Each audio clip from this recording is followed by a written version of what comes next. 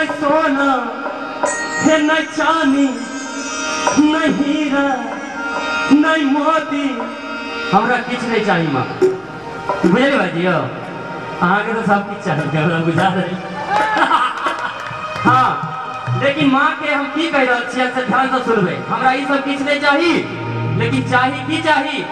तो माँ के चरण चाहिए माँ के प्यार चाहिए ते नहीं सोना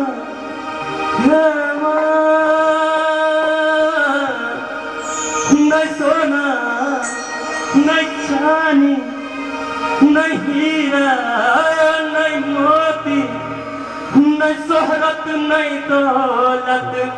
किछ मांगी मैया जी मैया जी न शोहरत न दौलत किछ मांगी मैया जी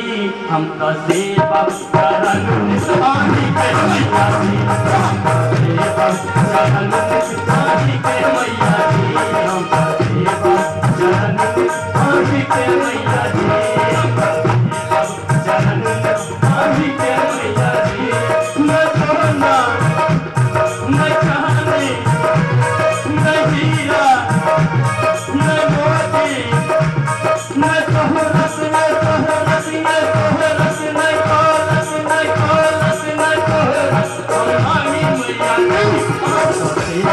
चरण स्वामी के मैया जी हम चरण स्वामी के मैया जी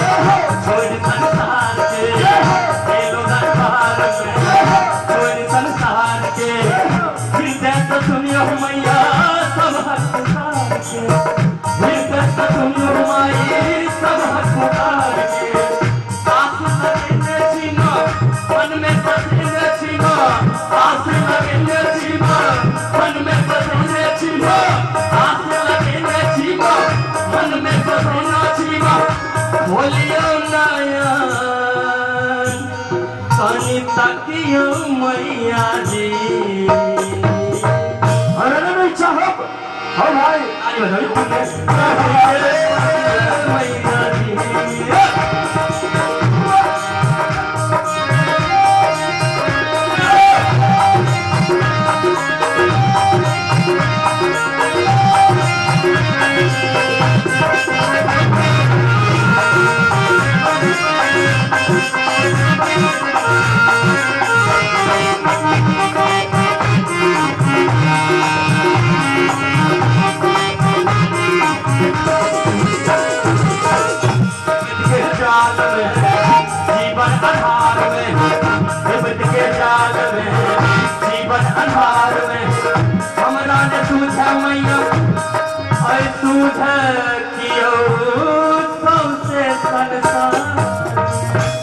विपत्ति के जाल में माँ और जीवन आधार में कियो ने सुझा मैया सौसे संसार में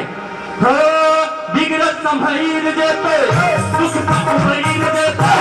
बिगड़त संभैर देते सुख संभैर देते आहा तो देखो कन्यो ध्यान मैया जी एना ध्यान रखियो आ सब कनी थोपड़ी जल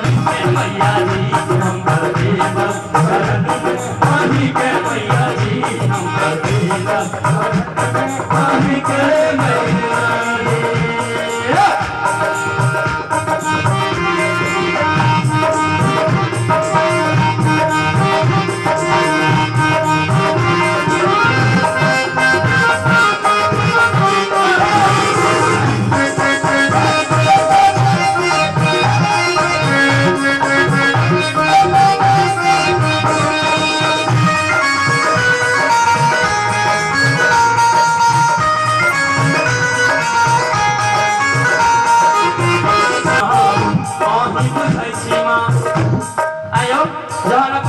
क्यों नहीं बुझे छे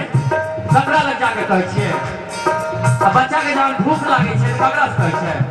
माय से कहै छै त हम सब त माय से कहबै हे अही सुनै छी माँ अही बुझै छी माँ अही सुनै छी माँ अही बुझै छी माँ हमरा त सबसे पहले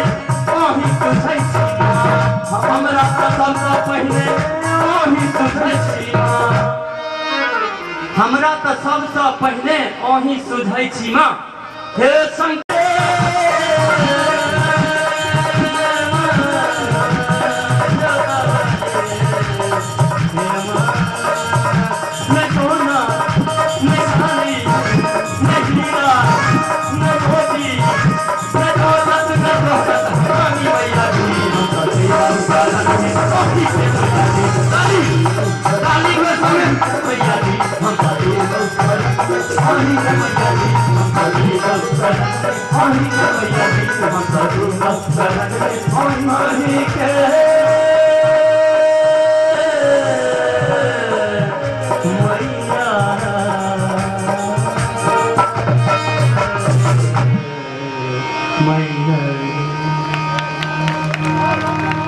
धन्यवाद फैशन मोहम्मद अनीस जी 100 रुपया ग्रहण कयल जो पुरस्कार देनहार के हम बहुत बहुत धन्यवाद करै छियनि।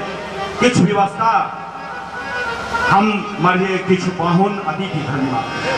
शायद तिनकर हम सम्मान करबनि लेकिन हमर कोशिश जे बहुत कलाकार छथि एक चक्र के होइ गायन तकर बाद सम्मान कार्यक्रम आप बजबियौन। हमरा गुजराना जे मौन से एक बार जोरदार ताली हो और बाबा विद्यापति के नाम बोलिए बाबा विद्यापति जी की जय। पाछू से माता बहन सबसे हो बोलिए विद्यापति जी की जय। आओ hello hello hello hello hello hello hello hello